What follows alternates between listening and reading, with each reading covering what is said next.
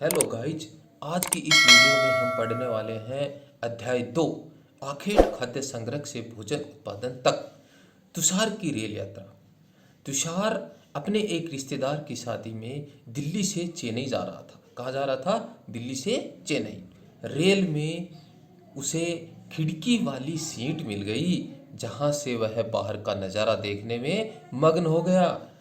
तेज दौड़ती गाड़ी से उसने देखा कि पेड़ पौधे, घर, खेत खलियान बड़ी तेजी से पीछे की ओर छूटते जा रहे थे।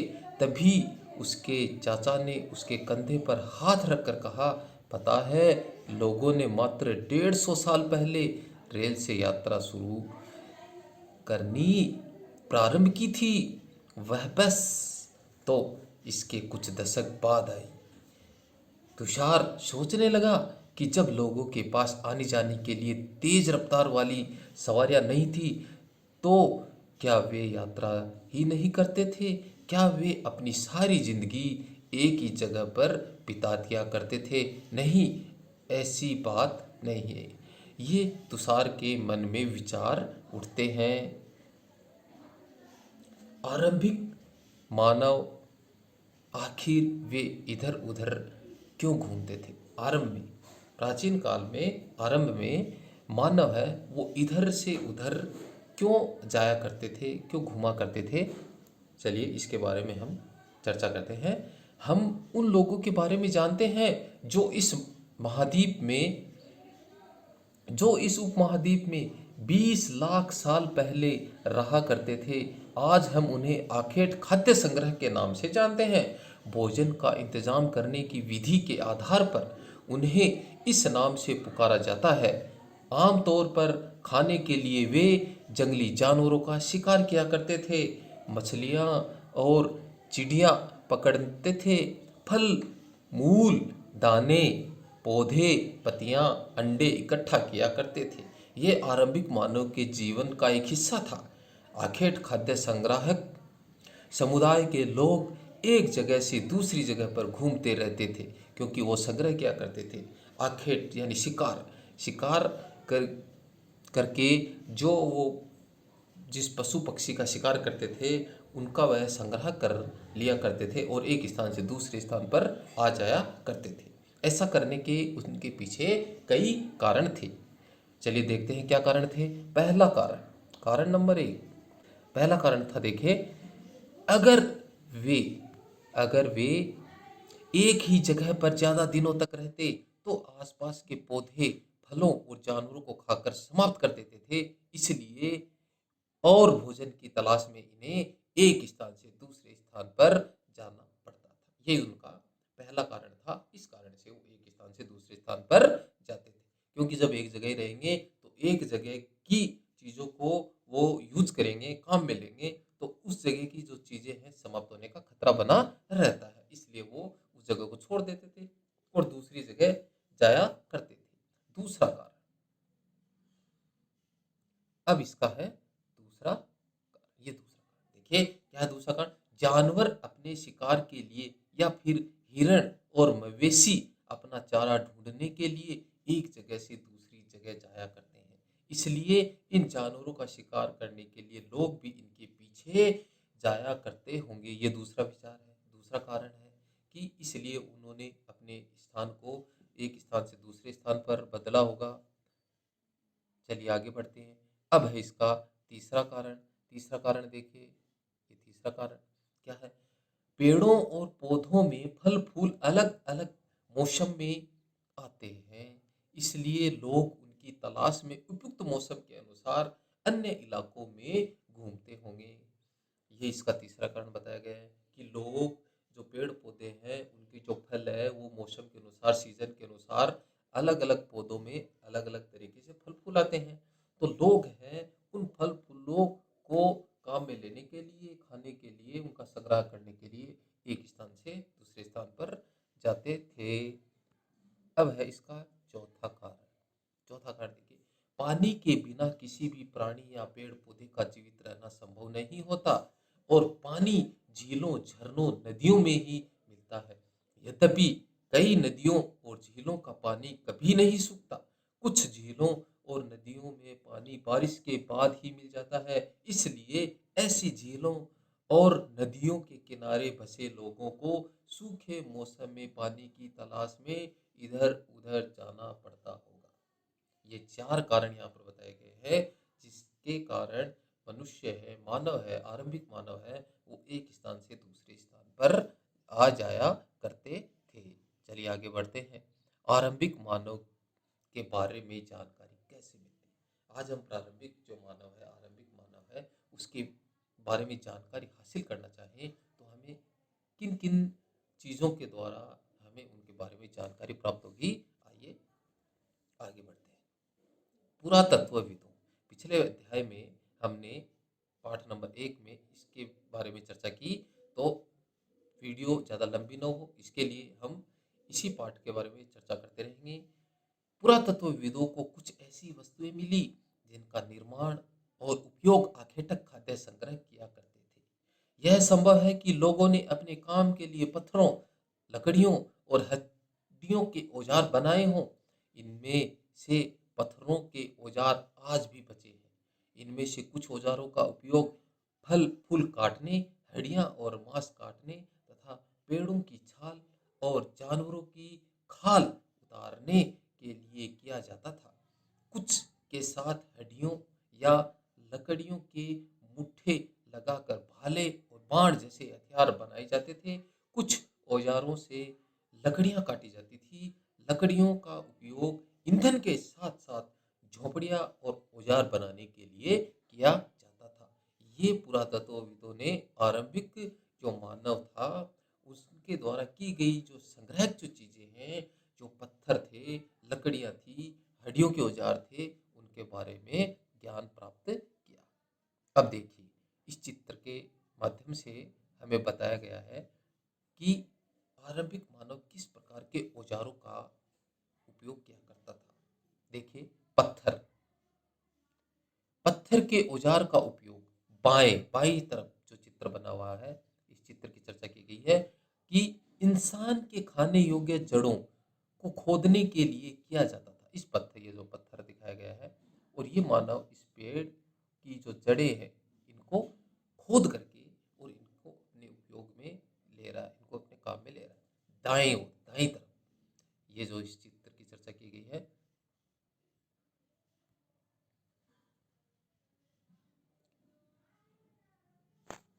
दाईं ओर देखिए क्या बताया गया है इसमें। जानवरों की खाल से बने, इस चित्र की चर्चा की गई है, खाल निकाली जा रही है जानवर की। जानवरों की खाल से बने वस्त्रों को सीलने के लिए किया जाता था इसका उपयोग। ये जानवर की खाल है, उनको सीलने के लिए आरंभिक मानव है इन औजारों का उपयोग किया करता था। नेक्स्ट आगे बढ़ते हैं। रहने की जगह निर्धारण करना। अब आरंभिक मानव है, वो अपने रहने की जगह को कैसे निर्धारित करता था। मानचित्र 2 को देखो। लाल त्रिकोण वाले स्थान वे पूरा स्थल हैं जहां पर आखेटक खाद्य संग्राहकों के होने के प्रमाण मिलते हैं। इनके अलावा भी और कई स्थानों पर आखेटक खाद्य संग्राहक रहते थे। मानचित्र में सिर्फ कुछ गिने चुने स्थान ही चिन्हित किए गए हैं। कई पूरा स्थलों, नदियों और झीलों के किनारे पाए गए हैं। ये मानचित्र संख्या 2। मानचित्र 2 का अध्ययन करते हैं। देखिए, इसमें दिया गया है, नीचे संकेत दिए गए हैं। ये संकेत, इन संकेतकों का ध्यान होना बहुत ज़रूरी है। अगर इन संकेतकों के बारे में अपने को ध्यान नहीं होगा तो हम इस मानचित्र का अध्ययन नहीं कर सकते। तो संकेत नंबर 1 है, त्रिभुज का चित्र दिया गया है, पूरा पाषाणिक पुरा स्थल। वृत्त का चित्र दिया गया है, नव पाषाणिक पुरा स्थल, महापाषाणिक पुरा स्थल। फिर नेक्स्ट है आरंभिक गांव, आधुनिक नगर। देखिए, इसमें हमने देखा कि पहला है जो त्रिभुज का चित्र दिया गया है, पूरा पाषाणिक पुरा स्थल, जिसके बारे में ऊपर हमें मानचित्र संख्या 2 में बताया गया था कि ये वे स्थान हैं जहाँ पर खाद्य आखेटक संग्राहकों के प्रमाण मिलते हैं। तो इस मानचित्र में हम देखते हैं कि कौन कौन सी जगह है जहाँ पर ये आखेट खाद्य संग्रह होने के प्रमाण मिलते हैं, जिसमें हम देखेंगे ये जगह है भीमबेटका, हुसगी, कुरनूल गुफाएं, ये जो जगह है वो पुरा पाषाणिक पुरा स्थल है। फिर है नवपाषाणिक पुरा स्थल। अब नवपाषाणिक पुरा स्थल में कौन कौन सी जगह होंगी? नवपाषाणिक पुरा स्थल में होंगी ये हल्लूर,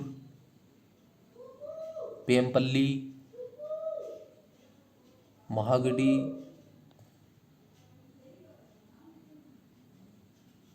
कोलिडवा,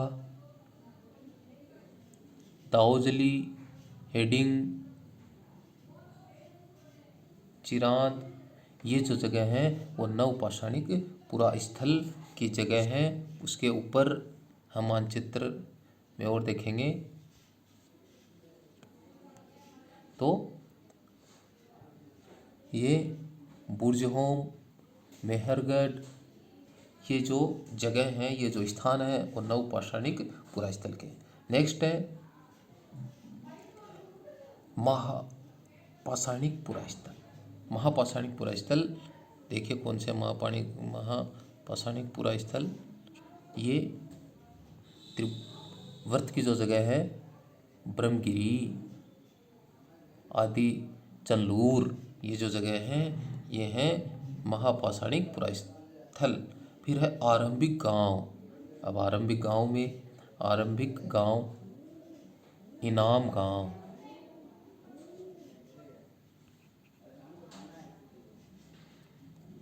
इनाम गांव, ये जो जगह है इस मानचित्र में ये आरंभिक गांव है। फिर आधुनिक नगर,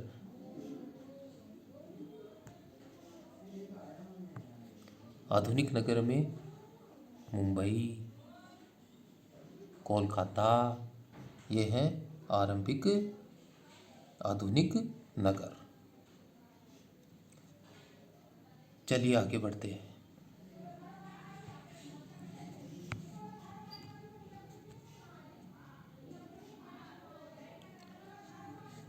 भीमबेटका, भीमबेटका आधुनिक मध्य प्रदेश। ये जो अभी अपन ने मानचित्र संख्या 2 में इसके बारे में चर्चा की, भीमबेटका जो एक जगह है वो कौन से पुरा स्थल का है? ये है पुरा पाषाणिक पुरा स्थल का है। इस पुरा स्थल पर गुफाएं व कंदराएं मिली हैं। लोग इन गुफाओं में इसलिए रहते थे क्योंकि यहाँ उन्हें बारिश, धूप और हवाओं से राहत मिलती थी। ये गुफाएं नर्मदा घाटी के पास हैं। क्या तुम बता सकते हो कि रहने के लिए लोगों ने ये जगह क्यों चुनी होगी?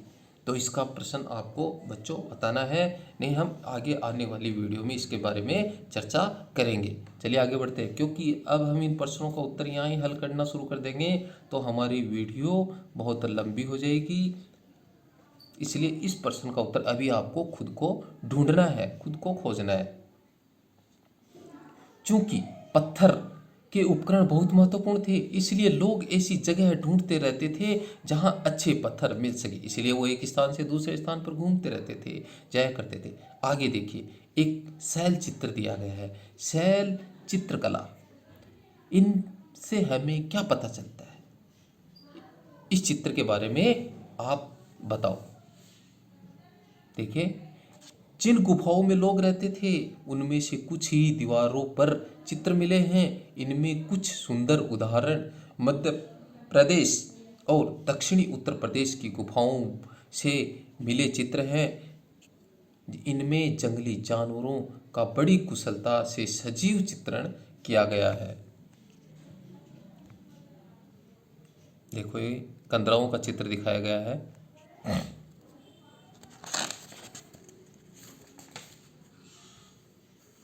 आगे है पुरा स्थल। पुरा स्थल देखिए क्या होता है पुरा स्थल। इंपॉर्टेंट क्वेश्चन है, पुरा स्थल किसे कहते हैं? पुरा स्थल उस स्थान को कहते हैं जहां औजार, बर्तन और इमारतें जैसी वस्तुओं के अवशेष मिले हैं। ऐसी वस्तुओं का निर्माण लोगों ने अपने काम के लिए किया था और बाद में वे उन्हें वहीं छोड़ गए। ये जमीन के ऊपर अंदर कभी कभी समुद्र और नदी के तल में भी पाए जाते हैं। इन पुरा स्थलों के बारे में आपको अगले अध्याय में बताया जाएगा। इसके बारे में चर्चा हम नेक्स्ट पार्ट में करेंगे। आगे है अपना आग की खोज। देखिए, आरंभिक मानव ने आग जलाना सीखा तो किस प्रकार उसने पहले आग जलाई होगी, ये प्रश्न हमारे मन में बार बार उठता होगा। मानचित्र 2 में कुरनूल गुफा ढूंढो। अब देखो, अब मानचित्र 2 में आते हैं।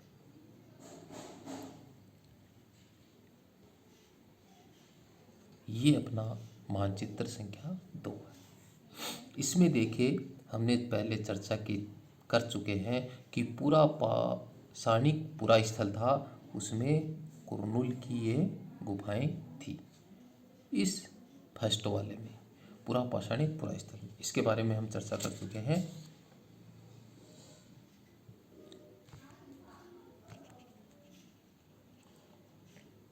आगे देखिए, यहाँ राख के अवशेष मिले। कहाँ मिले राख के अवशेष, बताइए। कुरनूल गुफाएं। इसका मतलब यह है कि आरंभिक लोग आग जलाना सीख गए थे। आग का इस्तेमाल कई कार्यों के लिए किया गया होगा, जैसे कि प्रकाश के लिए, रोशनी करने के लिए किया होगा, मांस भूनने के लिए किया होगा, और खतरनाक जानवरों को धूप रखा। क्योंकि हम ये बार बार पढ़ चुके हैं और अब तक पढ़ते आ रहे हैं कि आरंभिक मानव था, वो जंगलों में निवास करता था और वह आखेट यानी शिकार किया करता था। क्योंकि उसने सबसे पहले शिकार करना इसलिए सीखा क्योंकि उसे अपना पेट भरने के लिए जानवरों का शिकार किया। तो शिकार करने के बाद जब वह शिकार करना सीख गया, शिकार करने लगा, तो वो जो उसका मांस था उसको भूनने के लिए उसे आग की आवश्यकता पड़ी, जरूरत पड़ी। और इसी कारण आग की खोज हुई। तो आग की जब खोज उन आरंभिक मानव ने कर ली तो वह इस आग का उपयोग करने लगा। किस लिए, प्रकाश के लिए, मांस के लिए, और उन जानवरों को जहाँ जो वो रहता था तो आसपास जंगलों में जानवर, जो खतरनाक जानवर रहा करते थे, तो आग जलाकर उनको भगाने के लिए भी वह आग का उपयोग किया करता था। आगे, आज हम आग का उपयोग किस लिए करते हैं? बच्चों, बहुत अच्छा प्रश्न है। आज हम आरंभिक मानव ने तो इसलिए किया क्योंकि वो प्रकाश के लिए किया होगा, उसने मांस भूनने के लिए किया होगा, उसने खतरनाक जानवरों को भगाने के लिए किया होगा। लेकिन आज हमारा जो उद्देश्य है आग का, वो इनको जो आरंभिक मानव के जो उपयोग की जो चीज़ें हैं, इनके साथ साथ भी हम अन्य तरीकों के, अन्य कामों के लिए भी आग का उपयोग करते हैं। तो किन के लिए करते हैं, ये आपके मन में इस प्रश्न का उत्तर आना चाहिए, विचार आने चाहिए। नाम और तिथियां। नाम और तिथियां, हम जिस काल के बारे में पढ़ रहे हैं, पुरातत्वविदों ने उनके बड़े बड़े नाम रखे हैं। आरंभिक काल को वे पुरा पाषाण काल कहते हैं। यह 2 शब्दों, पुरा यानी प्राचीन, पाषाण यानी पत्थर, इसमें 2 शब्द हैं। पुरा पाषाण में 2 शब्द है। पुरा का अर्थ होता है प्राचीन, पाषाण का अर्थ होता है पत्थर। यानी यह नाम पुरा स्थलों से प्राप्त पत्थरों के औजार के महत्व को बताता है। पुरा पाषाण काल 20 लाख साल पहले से 12,000 साल पहले के दौरान माना जाता है। इस काल को भी 3 भागों में डिवाइड किया गया है: आरंभिक, मध्य एवं उत्तर पुरा पाषाण युग। मानव इतिहास की लगभग 99% कहानी इस काल के दौरान घटित हुई। जिस काल में हमें पर्यावरणीय बदलाव मिलते हैं उसे मेसोलिथ यानी मध्य पाषाण युग कहा जाता है। इसका समय लगभग 12,000 साल पहले से लेकर 10,000 साल पहले तक माना गया है। इस काल में पाषाण औजार आमतौर पर बहुत छोटे हुआ करते थे। इन्हें माइक्रोलिथ यानी लघु पाषाण कहा जाता है। प्राय इन औजारों में हड्डियों या लकड़ियों के मुट्ठे लगे हंसिया और आरी जैसे औजार मिलते थे। साथ साथ पूरा पाषाण युग वाले औजार भी इस दौरान बनाए जाते रहे।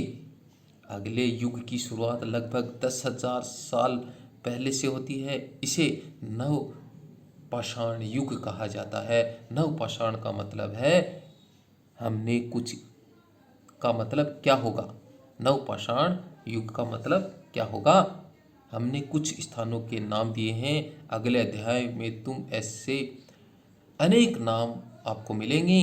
अक्सर हम पुराने स्थानों के लिए उन नामों का प्रयोग करते हैं जो आज प्रचलित है, क्योंकि हमें ज्ञात नहीं है कि उस काल में इनके नाम क्या रहे होंगे। बदलती जलवायु। बदलती जलवायु लगभग 12,000 साल पहले दुनिया की जलवायु में बड़े बदलाव आए और गर्मी बढ़ने लगी। इसलिए इसके परिणाम कई क्षेत्रों में घास वाले मैदान बनने लगे। इससे हिरण, बारहसिंगा, भेड़, बकरी और गाय जैसे उन जानवरों की संख्या बढ़ी जो घास खाकर जिंदा रह सकते। जो लोग इन जानवरों का शिकार करते थे वे भी इनके पीछे आए और इनके खाने पीने की आदतों और प्रजनन के समय की जानकारी हासिल करने लगे। हो सकता है कि तब लोग इन जानवरों को पकड़कर अपनी ज़रूरत के अनुसार पालने की बात सोचने लगे हों। साथ ही इस काल में मछली भी भोजन का महत्वपूर्ण स्रोत बन गई। अब आगे देखिए, खेती और पशुपालन की शुरुआत। आरंभिक मानव ने खेती करना और पशुपालन करना क्यों शुरू किया, कैसे शुरू किया? इसी दौरान उपमहाद्वीप के भिन्न भिन्न इलाकों में गेहूं, जौ और धान गेहूं, जौ और धान जैसे अनाज प्राकृतिक रूप में उगने लगे। शायद महिलाओं, पुरुषों और बच्चों ने इन अनाजों को भोजन के लिए बटोरना शुरू कर दिया होगा। साथ ही वे यह भी सीखने लगे होंगे कि यह अनाज कौन उगाते थे और कब पककर तैयार होते थे। ऐसा करते करते लोगों ने इन अनाजों को खुद पैदा करना सीख लिया। इस प्रकार धीरे धीरे वे किसान यानी कृषक बन गए होंगे। इसी तरह लोगों ने अपने घरों के आसपास चारा रखकर जानवरों को आकर्षित करके उनको पालतू बनाया होगा। सबसे पहले जिस जंगली जानवर को पालतू बनाया गया वह कुत्ते का जंगली पूर्वज था। इम्पोर्टेंट क्वेश्चन है कि आरंभिक मानव ने किस जंगली जानवर को सबसे पहले पालतू बनाया? चलो आगे बढ़ते हैं। धीरे धीरे लोग भेड़, फिर उसके बाद में कुत्ते के बाद में क्या, भेड़, बकरी, गाय, सुअर जैसे जानवरों को अपने घरों के नज़दीक आने को उत्साहित करने लगे। ऐसे जानवर झुंड में रहते थे और ज़्यादातर घास खाते थे। अक्सर लोग उन अन्य जंगली जानवरों के आक्रमण से इनकी सुरक्षा किया करते थे और इस तरह धीरे धीरे वे पशुपालक बन गए होंगे और वो पशुओं को पालने लगे। पहले खेती करना सीखा, खेती करने के बाद उन्होंने पशुओं को पालना सीखा। आगे देखिए, क्या तुम बता सकती हो कि सबसे पहले कुत्तों को ही पालतू क्यों बनाया गया होगा? आरंभिक मानव ने क्यों बनाया? आप इस प्रश्न का उत्तर खोजने की कोशिश करें। इसकी चर्चा हम नेक्स्ट वीडियो में करने वाले हैं। बसने की प्रक्रिया। मानव ने बसना क्यों शुरू किया? लोगों द्वारा पौधे उगाने और जानवरों की देखभाल करने को बसने की प्रक्रिया का नाम दिया गया। लोगों ने क्या किया? लोगों ने किया कि पौधे लगाए, जानवरों की देखभाल की। जानवरों की देखभाल करने के लिए वो एक जगह रहने लगे, तो जगह रहने लगे तो इसी क्रिया को क्या कहा गया? बसने की प्रक्रिया कहा गया। अपनाए गए पौधों तथा जानवर अक्सर जंगली पौधों और जानवरों से भिन्न होते हैं। ये हम अब अपने जीवन में देखते हैं कि जो जंगली जानवर होते हैं और जिन जानवरों को हम पालते हैं, रखते हैं, वो जानवर और पौधे अलग अलग होते हैं। जिनको हम घरों में पौधों को उगाते हैं और जंगली जो पौधे होते हैं वो पौधे भी भिन्न भिन्न अलग अलग तरह के होते हैं। उदाहरण के तौर पर लोग उन्हीं पौधों और जानवरों का चयन करते हैं जिनके बीमार होने की संभावना कम हो। यही नहीं, लोग उन्हीं पौधों को चुनते हैं जिनसे बड़े दाने वाले अनाज पैदा होते हैं, साथ ही जिनकी मजबूत डंठलें अनाज के पक्के दानों के भार को संभाल सके। ऐसे पौधों के बीजों को संभाल कर रखा जा सकता है ताकि फिर से उगाने के लिए उनके गुण सुरक्षित रह सके। उन्हीं जानवरों के आगे प्रजनन के लिए चुना जाता है जो आमतौर पर अहिंसक होते हैं, यानी जो हिंसा करने वाले नहीं होते। इसलिए हम देखते हैं कि पाले गए जानवर तथा कृषि के लिए अपनाए गए पौधे जंगली जानवरों तथा पौधों से धीरे धीरे भिन्न होते गए। मिसाल के तौर पर जंगली जानवरों की तुलना पालतू जानवरों के दांत और सींग छोटे होते हैं।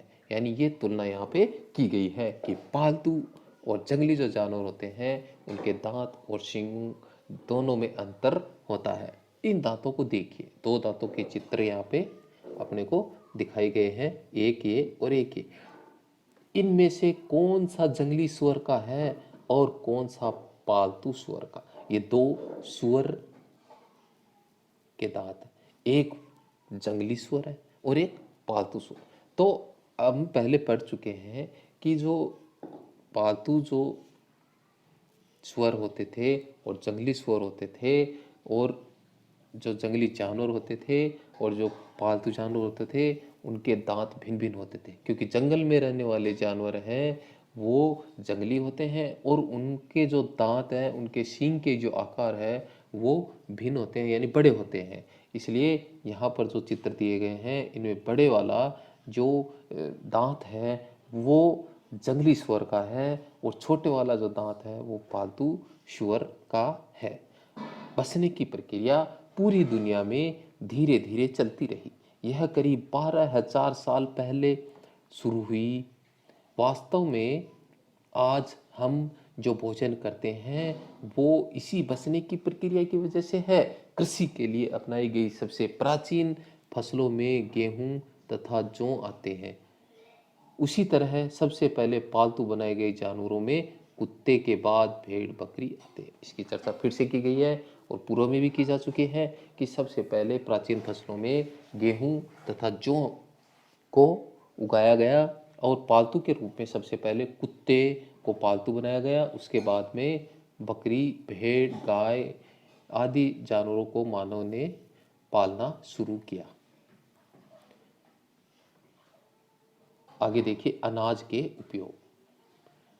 अनाज के उपयोग किन किन रूप में अनाज का उपयोग किया जाता है? बीज के रूप में, खाद्य के रूप में, उपहार के रूप में, भंडारण।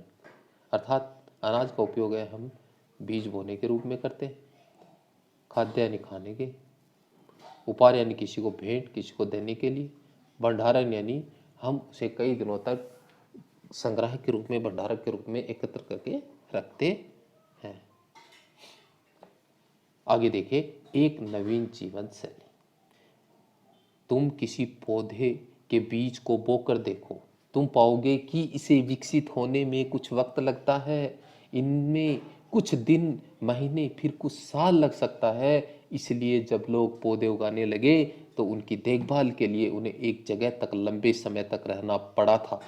बीज बोने से लेकर फसलों के पकने तक, पौधों की सिंचाई करने, उसकी खरपतवार हटाने, जानवरों और चिड़ियों से उनकी सुरक्षा यानी रक्षा करने जैसे बहुत से काम शामिल थे। कटाई के बाद अनाज का उपयोग बहुत संभाल कर करना पड़ता था। अनाज को भोजन अनाज को भोजन और बीज दोनों के रूप में बचाकर रखना आवश्यक था। इसलिए लोगों को इसके भंडारण की बात सोचनी पड़ी। ने मिट्टी के बड़े बड़े बर्तन बनाए, टोकरियां बुनी या जमीन में गड्ढा खोदा। क्या तुम्हें लगता है कि शिकारी या भोजन संग्रह करने वाले बर्तन बनाते और उनका प्रयोग करते होंगे? अपने जवाब का कारण बताइए। नेक्स्ट आगे चलते हैं। जानवर। चलते फिरते खाद्य भंडार। आज मनुष्य प्राचीन काल में जब एक स्थान से दूसरे स्थान पर जाता था तो वह अपने साथ जो अनाज का जो उसने भंडारण किया है उस भंडारण को भी वो अपने साथ किस प्रकार लेकर चलते थे, जाते थे। जानवर बच्चे देते हैं जिससे उनकी संख्या बढ़ती है। अगर जानवरों की देखभाल की जाए तो उनकी संख्या तो बढ़ती ही है, साथ ही उनसे दूध भी प्राप्त होता है जो भोजन एक अच्छा स्रोत है। यही नहीं, जानवरों से हमें मांस भी मिलता है। दूसरे शब्दों में पशुपालन भोजन के भंडारण का एक तरीका है। आगे देखिए, 2 गतिविधि आधारित प्रश्न दिए गए हैं।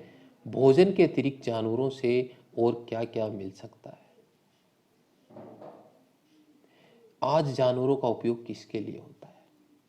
इन प्रश्नों का उत्तर हम आगे आने वाली वीडियो में करेंगे।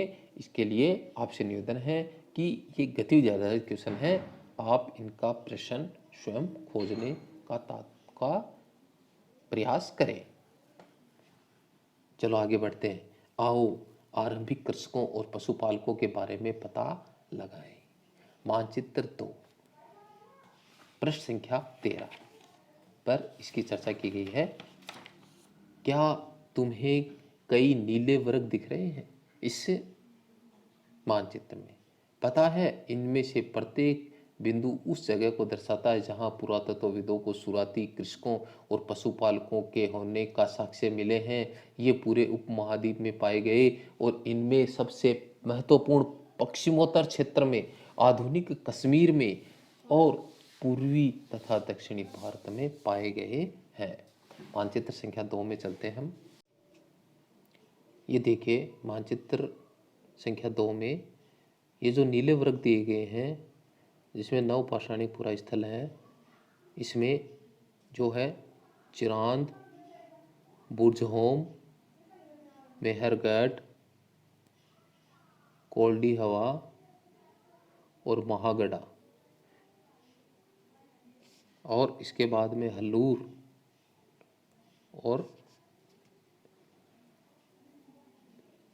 पेयमपल्ली, और ये पूर्वी जो क्षेत्र है, पूर्वी क्षेत्र का दाउजली हेडिंग, ये जो क्षेत्र है इन क्षेत्रों की यहाँ पर चर्चा की गई है कि इन जगहों पर कृषकों और पशुपालकों के होने का साक्ष्य मिला है। चलिए आगे बढ़ते हैं।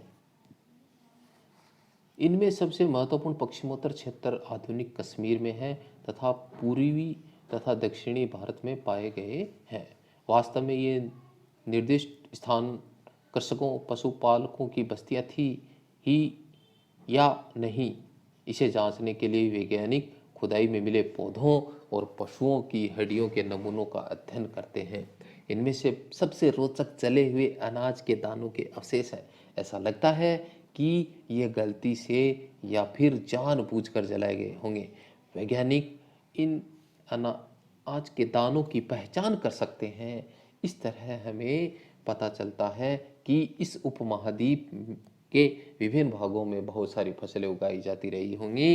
वैज्ञानिक विभिन्न जानवरों की हड्डियों की भी पहचान कर सकते हैं।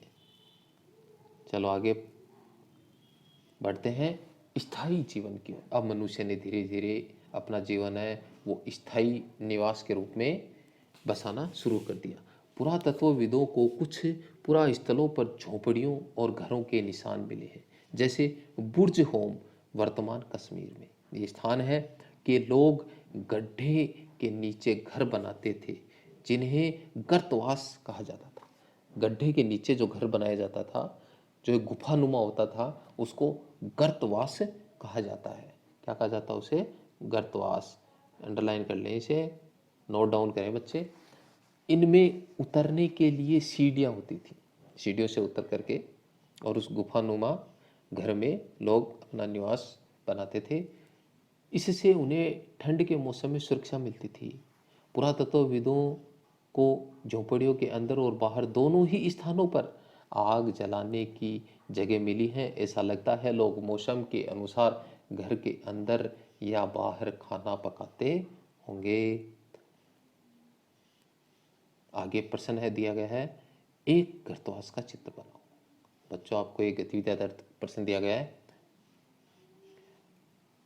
आगे देखिए, बहुत सारी जगहों से पत्थर के औजार भी मिले हैं। इनमें से कई ऐसे हैं जो पूरा पाषाण युगीन उपकरणों से भिन्न है, इसलिए इन्हें नव पाषाण युग का माना गया है। इनमें वे औजार भी हैं जिनकी धार को और अधिक पैना करने के लिए उन पर पॉलिश चढ़ाई जाती थी, जिसमें ओखली और मूसल का प्रयोग अनाज तथा वनस्पतियों से प्राप्त अन्य चीजों को पीसने के लिए किया जाता था।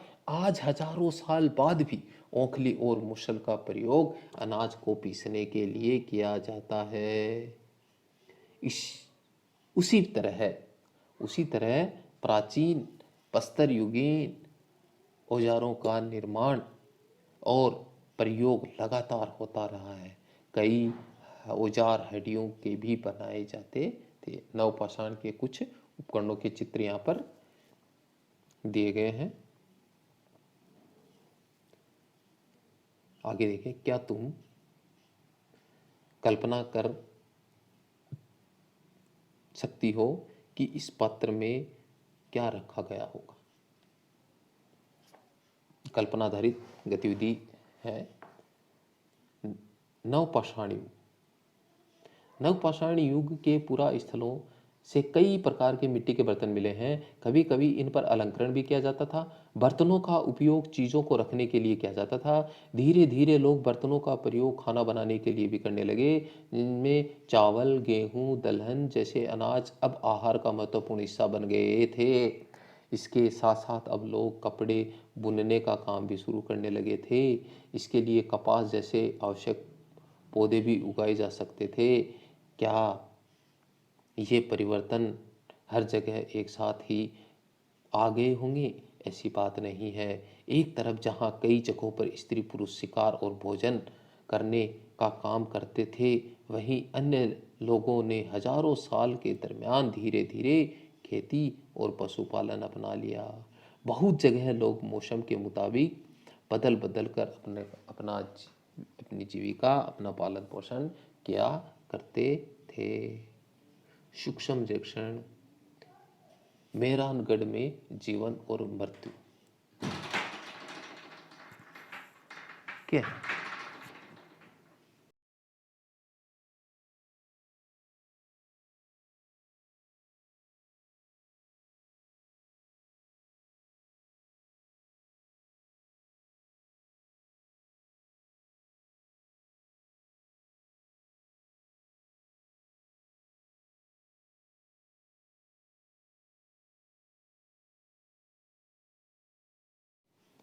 मेहरगढ़ के घर का चित्र।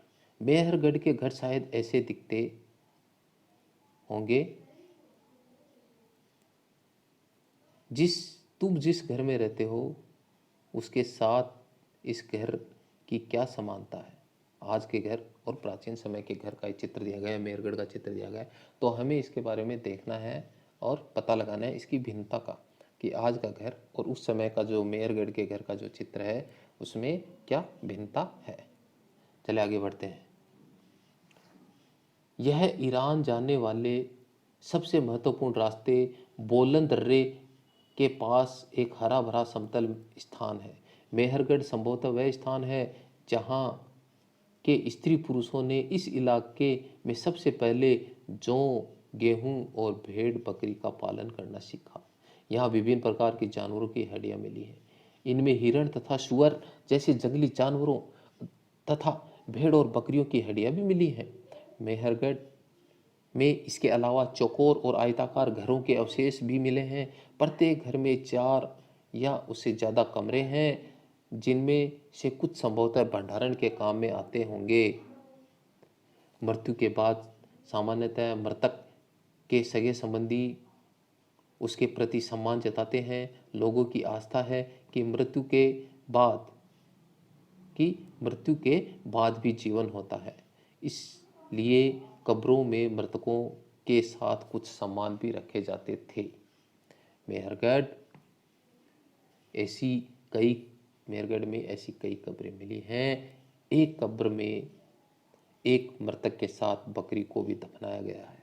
संभवतः इससे परलोक में मृतक के खाने के लिए रखा गया होगा। मेहरगढ़ की ये कब्र का चित्र दिया गया है। क्या तुम बकरी के कंकाल को यहाँ पर पहचान सकते हो? ये कंकाल, ये जो कब्र का चित्रांकन किया गया है, चित्र किया गया है, इसमें देखिए ये एक मानव का चित्र है और इसके पास में हम ये देखेंगे कि हमें नज़र आ रहा है कि ये बकरी के कंकाल का चित्र है। अन्यत्र फ्रांस की गुफा में की गई चित्रकारी, फ्रांस में गुफा में की गई चित्रकारी। अपने एटलस में फ्रांस ढूंढो। यह चित्र फ्रांस की एक गुफा का है। इस पूरा स्थल की खोज लगभग 100 साल पहले 4 स्कूली छात्रों ने की थी। इस तरह के चित्र लगभग 20,000 साल पहले से लेकर 10,000 साल पहले के बीच बनाए गए होंगे। इनमें कई जानवरों के चित्र हैं। इनमें जंगली घोड़े, गाय, बैल, गेंडा, रेनडियर, बारहसिंगा और सूअरों के गहरे चमकीले रंगों के से चित्रित किया गया है। इन रंगों को लौह एसक और चारकोल जैसे खनिज पदार्थों से बनाया जाता था। यह संभव है कि इन चित्रों को उत्सवों के अवसर पर बनाया जाता था या फिर इन्हें शिकारियों द्वारा शिकार पर निकलने से पहले कुछ अनुष्ठानों के लिए बनाया गया होगा। आगे एक प्रश्न दिया गया है, क्या तुम इन्हें बनाने का कोई और कारण बता सकते हो?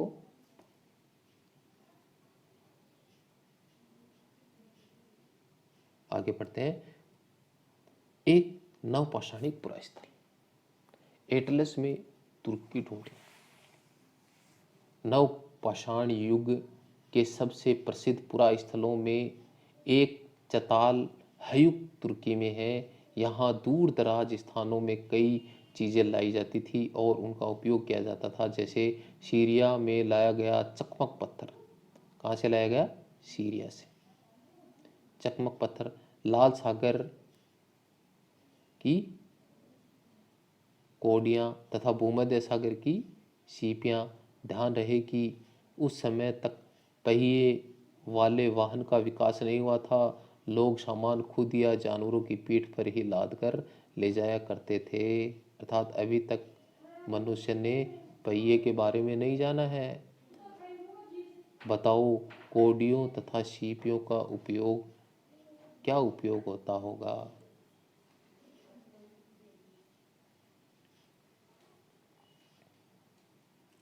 नेक्स्ट है, कल्पना करो तुम आज से 12,000 साल पहले पत्थर की गुफा में रहते हो। पृष्ठ 14 पर देखो। पृष्ठ 14 पर जो चित्र दिए गए थे उन्हें ध्यान से देखना है। तुम्हारे मामा गुफा की एक भीतरी दीवार पर चित्र बना रहे हैं और तुम उनकी सहायता कर रहे हो। तुम रंग बनाओगे, रेखाएं खींचोगे या फिर उसमें रंग भरोगे। तुम्हारे मामा तुम्हें कौन कौन सी कहानियाँ सुनाएंगे, इन चीज़ों की आपको कल्पना करनी है।